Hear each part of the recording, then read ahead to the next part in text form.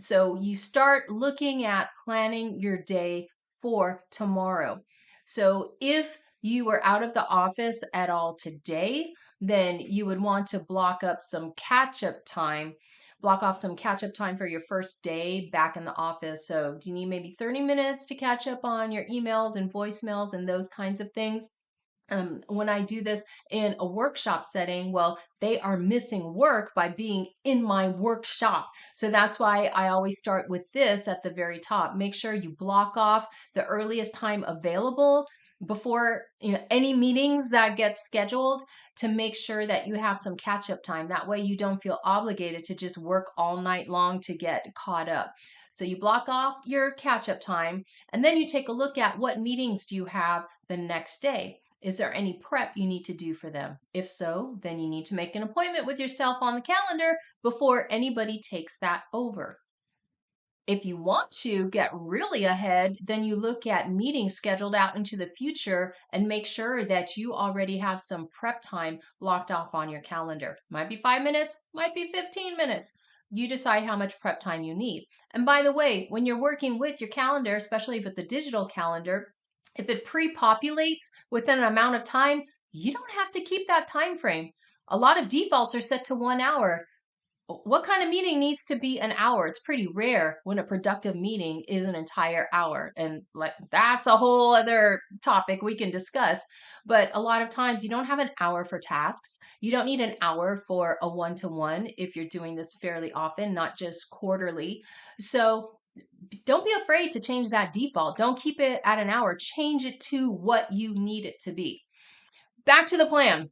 Is there any pre-meeting prep you need to block off time for, as well as do you need to block off some post-meeting debriefing time? This is where a lot of action items and thoughts and ideas can fall through the cracks because people are scheduled out in back-to-back meetings and they don't have time to capture all of the items and notes and action steps that need to be processed. So build in at least 5 minutes, if not 10, maybe 15 minutes of debriefing time after each one of your meetings, if you have any gaps in there currently for the next day. And if you want to be bold, look at the next couple of days and see if you can do this. Then, can you reserve any padded time or any cushion time? So look for any gaps in your schedule. If you already know your patterns for when the unexpected occurs, see if you can reserve 15, maybe 30 minutes during those pattern times. But if those times are taken up already with meetings that are scheduled, because it's not like you're starting off with a blank calendar, see if you can go in between meetings and just reserve at least some time, a little bit of time in the afternoon to handle the unexpected. So you're not scheduled out the entire day. There's room for handling those unexpected items that come up. And then, do you need to set any task appointments for yourself for your top three?